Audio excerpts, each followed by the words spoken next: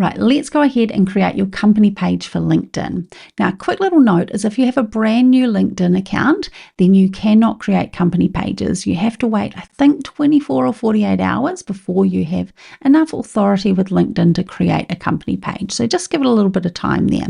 But when you can, we'll click on business at the top here, and we're going to select create a company page from the bottom. So we click on that one there, and then we just work through the steps. So we choose company as our page type. We start at the top and we pop our name in. So this is our company name. I'm just going to add marketing on the end because I already have a company page and it might not like me creating another one.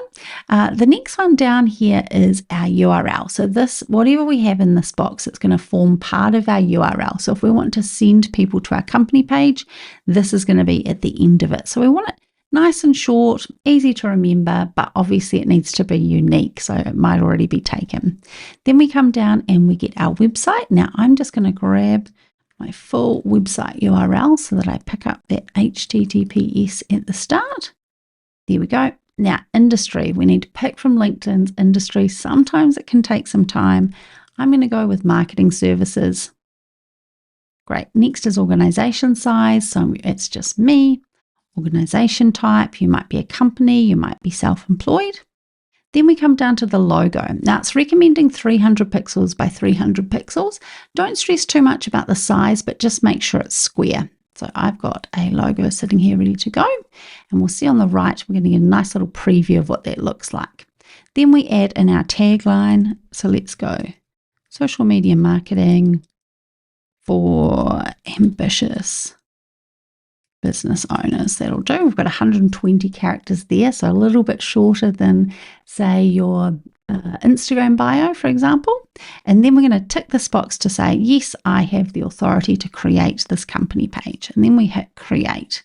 Now we're not quite finished there, so we have to go through and add some other bits. And it actually prompts you at the top here. So it says, let's add a description. So we'll go ahead and we'll do that. Now, I did pop a description in, let me just find it, in a WordPad here. So let's copy this here. So we want to make it nice and descriptive. This is all searchable. So think about keywords and adding these in here. And also think about making it really clear what it is you do, the services you offer, the products you sell.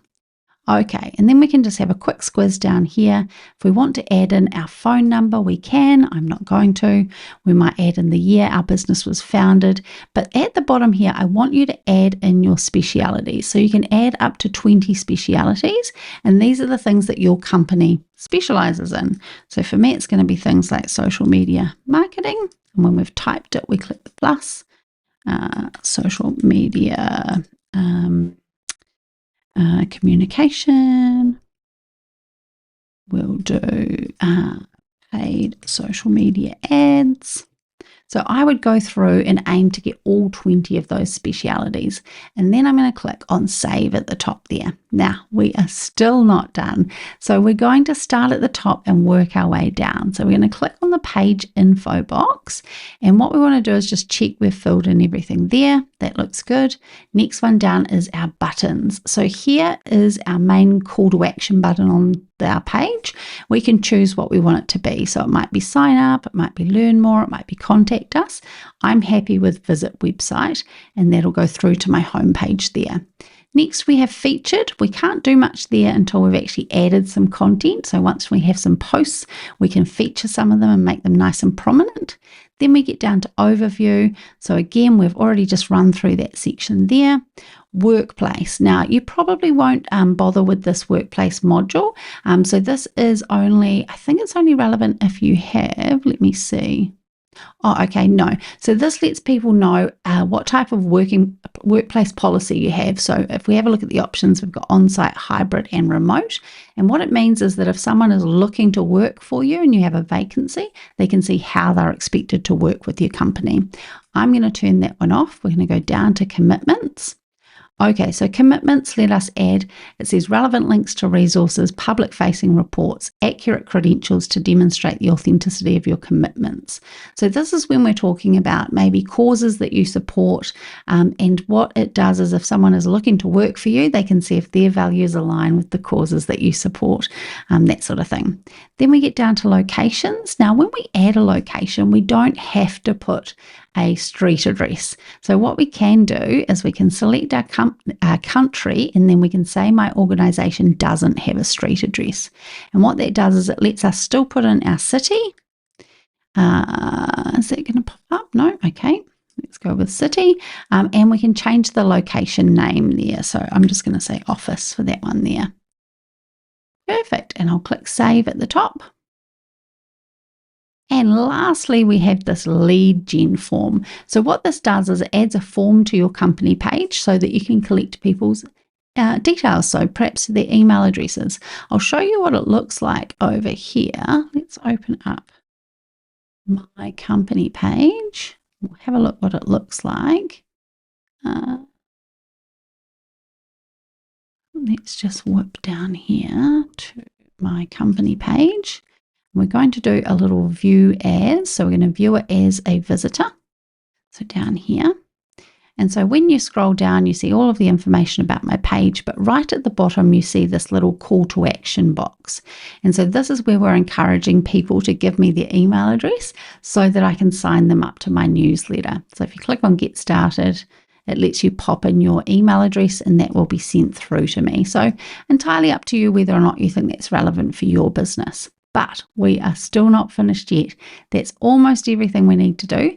The last thing we need to do is we need to update our cover image.